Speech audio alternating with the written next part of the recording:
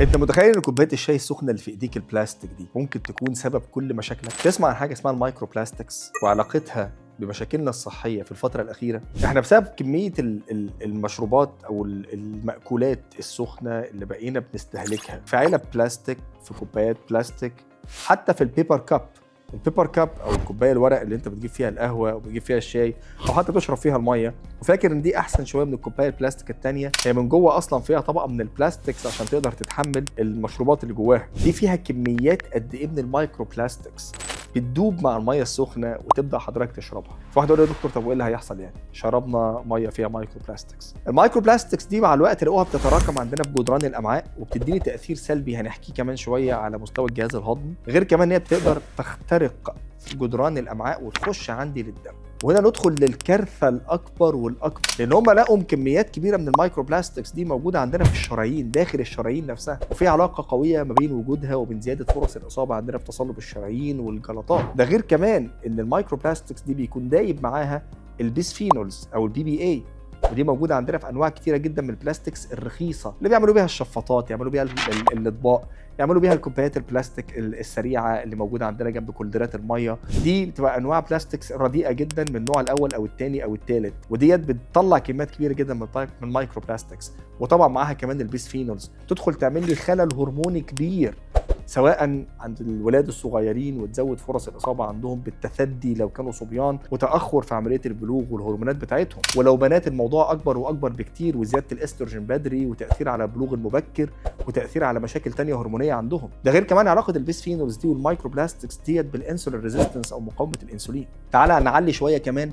على مستوى الجهاز الهضمي والامعاء بتاعتنا. لو من المايكرو بلاستكس دي اولا دايركتلي كده مباشره بتموت عندي الميكروبيوتا او البروبايوتكس، اتكلمنا عليها كتير جدا في فيديوهات قبل كده، وانا عمل لها على فكره فيديو مستقل هنتكلم عن البروبايوتكس لوحدها بالتفصيل. بتموت البروبايوتكس ديت وما وراء البروبايوتكس من حاجات تانية كتيره جدا مفيده، قلنا بتديني فيتامينز وليها دور في تحسين الهضم، ليها دور في تحسين الاداء بتاع الجهاز الهضمي ككل، وافراز الهرمونات اللي حواليه وتاثيرها عندي على الدم وما وراه، وكمان ضبط مستوى الشهيه والعلاقه بالمخ والجهاز العصبي. ديت مع السلامه بالهنا والشفاء راح. وبعدين لقوا كمان ان المايكرو بلاستكس دي بتتجمع على الجدران نفسها وتزود فرص الاصابه عندنا بقى بالسيبو، وهنتكلم عليه بعد كده بالتفصيل. غير كمان الاصابه عندي بالقولون العصبي، فرص الاصابه بالامراض المناعيه المتعلقه بالقولون زي القولون التقرحي ومرض كرونز. فاحنا بنتكلم في كوارث جايه عندنا بس من المايكرو بلاستكس اللي جايه لي من الكوبايات والاطباق والشوك والحاجات البلاستيك اللي بقينا عايشين فيها ليل ونهار، بس اللي كان بيزود النسب بتاعتها ان هي بتكون سخنه. فالحل هنا ايه؟ يعني هنرجع شويه باك تو بيزكس بقى، يعني اكلنا دايما في الاطباق الازاز اكتر او الاطباق الصيني. لو بنتكلم النهارده على شرب الشاي والقهوه، اطلب دايما الكوبايه الازاز او اطلب دايما انك تشربها في المج، انما ما تاخدهاش او في الفنجان. انما بلاش موضوع البيبر كاب ده وخدها تو جو. حضرتك بتحب تو جو، خلاص هات الستينلس ستيل مج بتاع حضرتك وحط لك فيه، انما قدر الامكان ابعد عن اي حاجه فيها بلاستكس متسخنه. نفس الكلام ساعات يقول لك ايه؟ ان علبه البلاستيك دي مخصصه للمايكروويف. هي مخصصه للمايكروويف، هي هتتحمل الميكروويف، انما هي لما هتعلى درجه الحراره اللي ناتجه من الميكروويفز اللي جت وسخنت الميه وطلعت الحراره جواها، هيبدا يدوب منها شويه مايكرو بلاستكس يبقوا معاك في الاكل، في الطبق اللي انت اكلته او في الحاجه اللي انت بتسخنها وهتشربها. فاحنا هنبعد خالص عن المصادر بتاعت البلاستكس لاي حاجه سخنه. لو هنجيب ازايز ميه ولا هنجيب حاجه عندنا الاستخدام في البيت، عينينا دايما على الارقام اللي موجوده تحت على العبوات دي.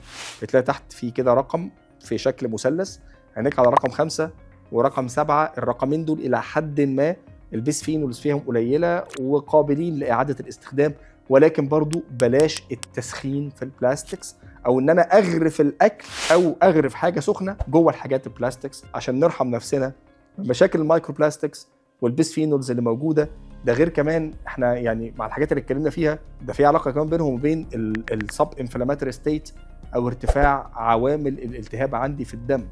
لما اتكلم على عوامل الالتهاب في الدم بتكلم على فرص اصابه بكل الامراض المزمنه اللي يمكن لحضرتك تخيلها. عشان نحمي نفسنا، نحمي ولادنا، ونقلل كمان حتى كمان جزء من السستينابيلتي او الاستدامه وخدمه البيئه هو تقليل استهلاك البلاستيك. فانت تحت كل الظروف انت حميت نفسك، حميت اسرتك وولادك، وحميت كمان البيئه من البلاستيك.